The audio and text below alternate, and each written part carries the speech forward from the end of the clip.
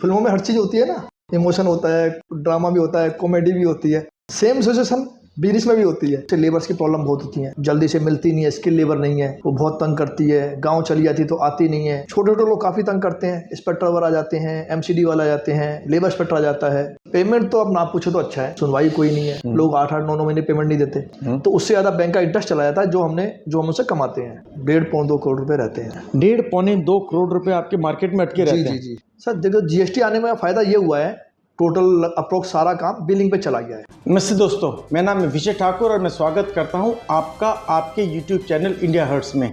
आज हमारे साथ हैं बनवारी लाल शर्मा जी।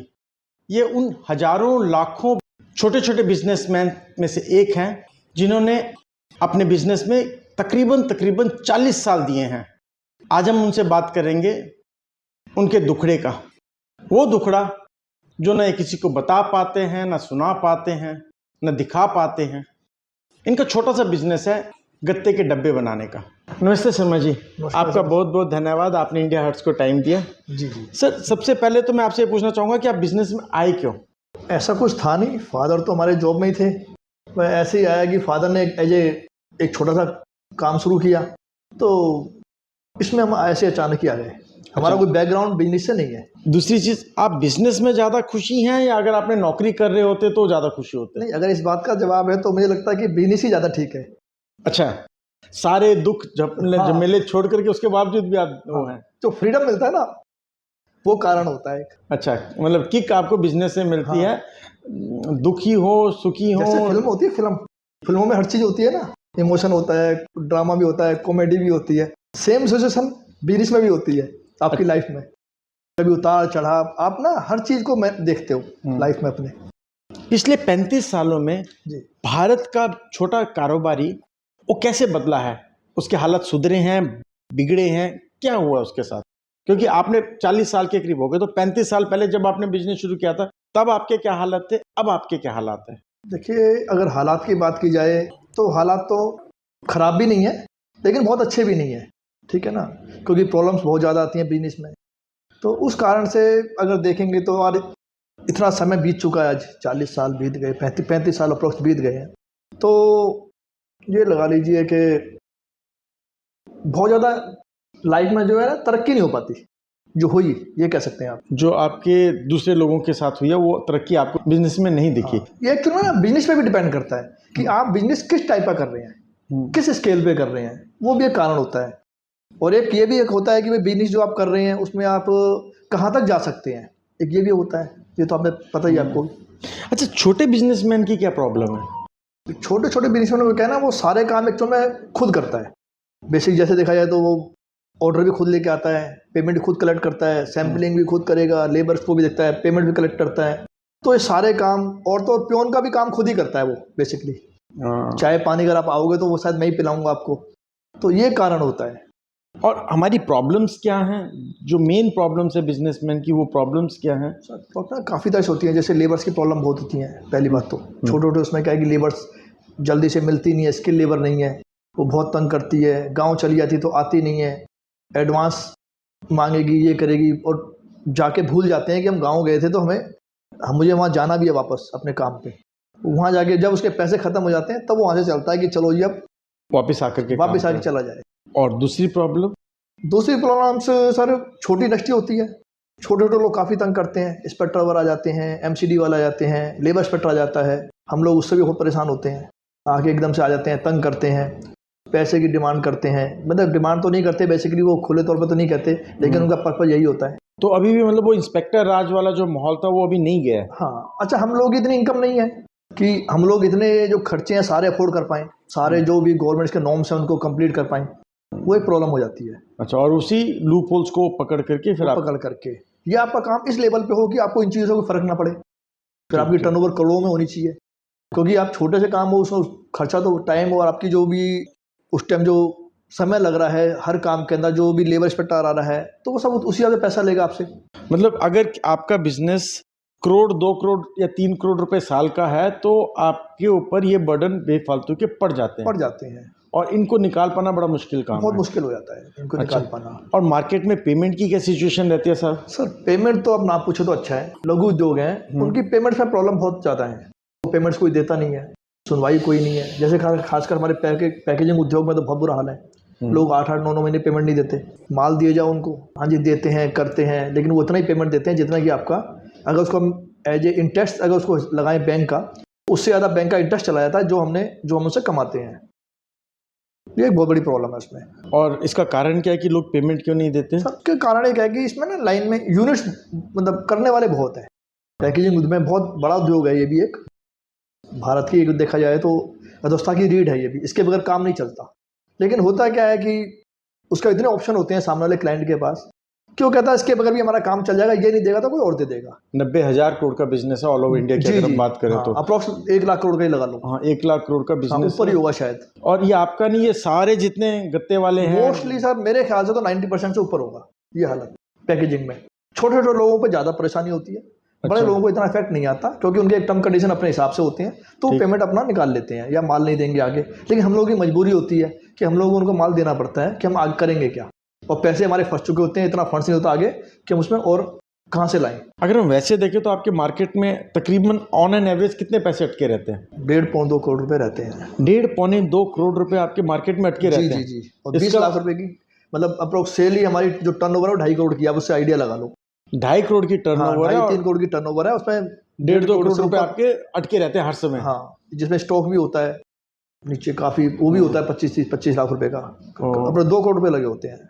और बिल्डिंग जो है वो अलग है, 500 बिल्डिंग है, बिल्डिंग का भी आप लगाओगे ना कुछ, तो अगर ये पैसा आपने बैंक से लिया हो इंटरेस्ट पे, तो आप सोचो कितना इंटरेस्ट चला जाएगा, आप तो कोई सर्वाइव ही नहीं कर पाओगे।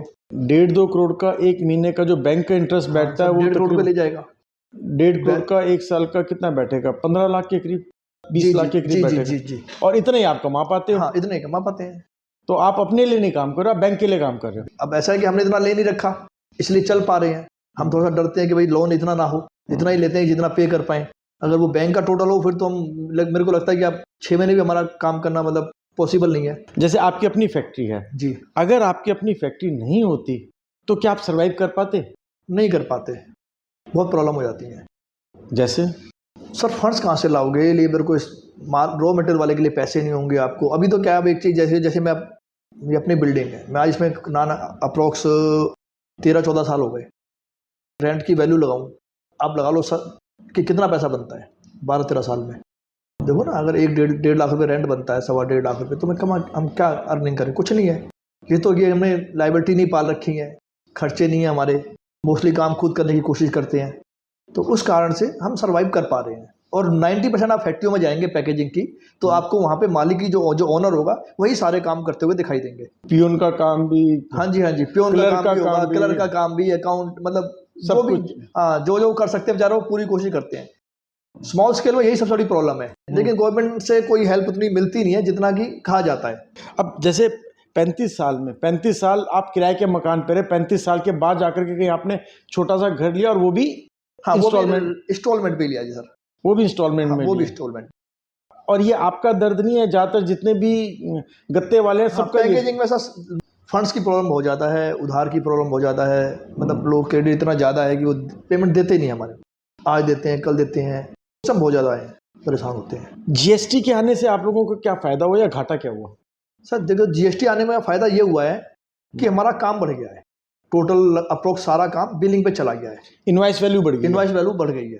ठीक है, ये कच्चे का काम ये अच्छा हुआ है, कच्चे का काम खत्म हो गया। जीएसटी को अगर देखें तो मेरे हिसाब से जीएसटी बेटर ही हुआ है, क्योंकि पहले क्या होता था, लोग सी फॉर्म, ये फॉर्म, वो फॉर्म होते थे, तो बड़ी दिक्कतें होती थी, लोग फॉर्म देते नहीं थे, उसके लिए बड़ा समय खराब होता था। अब ये कम से कम जो भी हमारे को जीएसटी देना होता है एट ए टाइम दे देते हैं, तो आगे की सिरदर्दी नहीं है कि आगे क्या होगा क्या नहीं करना है, तो एक वो ठीक है। जीएसटी में भी कुछ दिक्कतें हैं, जैसे गवर्नमेंट है, जैसे हम किसी क्लाइंट का काम कर रहे हैं, मैंने उससे परचेजिंग ली और हमने उसको पेमेंट कर दी, 2-4 साल बाद डिफाल्टर हो गया या उसने जीएसटी नहीं भरा, उसको ब्याज समेत हम पे करेंगे। मैं अगर आपसे किसी क्लाइंट से 10 साल में अगर 1 करोड़ का माल लेता हूँ, परचेज करता हूँ, और 4-5 साल लिया, और उसके बाद उसने सपोज करो कि उसने कोई डिफाल्टर हो गया किसी कारण से, उसने पेमेंट नहीं मतलब जीएसटी नहीं जमा करा, तो वो हमारे को नोटिस आ जाएगा और उसकी पेमेंट हम करेंगे, और वो विद पेनल्टी के साथ, वो जो कि अप्रोक्स करीब 5-1 साल में डबल से ज़्यादा हो चुका होगा। नोटिस ही अप्रोक्स नोटिस ही इनके 6-7-8 साल बाद आते हैं। 17 के नोटिस मेरे को अब आए हैं, अब लगा लीजिए हिसाब से कितने साल हो गए। और अगर सपोज करो उस समय अगर आपने 1 करोड़ का माल लिया तो जीएसटी 12,000 के करीब बैठा है, 18,000 जो भी था, 12,000 था शायद, 12 लाख 5%। 5%, तो हाँ। 5 लाख वो हो गया, 5 लाख पेनल्टी हो गई, और 10 लाख के बाद 7 साल का ब्याज 20 लाख बैठ गया, ठीक बात, और वो आपको देना पड़ेगा। वो देना पड़ेगा। और आपका कसूर क्या है इसमें? हमारा कोई कसूर नहीं है, कसूर ये है कि हम काम धंधा कर रहे हैं, सामने वाले पे गवर्नमेंट चाहती है कि हमारी कोई लायबिलिटी ना हो, जो कुछ है सामने वाले की है, हमारा तो कोई कसूर नहीं है। अभी तो गवर्नमेंट से पूछा जाए कि इनका क्या कसूर है, इस पर कोई जवाबदेही तो है नहीं गवर्नमेंट की। वो तो अपने से पल्ला झाड़ना चाहती है बेसिकली, कि हमें तो बस अब कलेक्शन चाहिए, बाकी आप आपस में लड़ो। आपका पैसा नहीं मिला, हमने काम किया, हमारा पैसा डूब गया, हमको जीएसटी चाहिए, आपका पैसा मिले या ना मिले, ये एक बहुत बड़ी प्रॉब्लम है। ऐसा आपके साथ कितना कर हुआ है? तो 2 बार हो गया। 2 बार हो हाँ गया? जी। और कितने? 17 का केस था, 18 का केस था, करीब बहुत कम था अमाउंट, तो चलो अच्छा है, अमाउंट तो बहुत कम था। जिस क्लाइंट ने जीएसटी नहीं जमा किया था वो नोटिस के साथ मेरे पास आया, करीब 90,000 रुपये हो चुका था एक में, और एक में करीब 1.25 लाख रुपये था। लेकिन उसके साथ जो इंस्पेक्टर को देने होते हैं, कुछ उसमें जो सी वगैरह होते हैं, वो भी चार्जेस अपने जो कंसल्टेंसी के चार्जेस या वहाँ पे जवाबदेही के चार्ज जोड़ लेते हैं, तो मिला के लगा लो कि मेरा करीब 2.5 लाख रुपये खर्च हो गया। और इंटरेस्ट जुड़ के आया था सर, जैसे 30-35-40,000 रुपये था, वो 80-85,000 हो चुका था, जो 60-1,000 रुपये था वो जब 1.25 लाख रुपये हो चुका था। और इसमें आपकी गलती क्या थी? हमारी कोई गलती नहीं थी, हमें तो पता ही नहीं था, हमारे पास तो नोटिस ही उन्होंने आया 6 साल बाद, आपके ऊपर डिमांड निकाल दी, जितनी डिमांडें हैं। इस टाइप की बड़ी दिक्कतें हैं, छोटे छोटे बिजनेसमैन के साथ बड़ी प्रॉब्लम होती हैं। और सुनवाई कहीं नहीं है? सुनवाई कहीं नहीं होती सर, आप केस लड़ो, फिर इतने वकीलों में खर्च हो जाते हैं, आप अपना टाइम वेस्ट करेंगे। अब आपको भारतीय कानून व्यवस्था तो पता ही है, 10-10 साल तक वो चलते रहते हैं, 8-8 साल तक।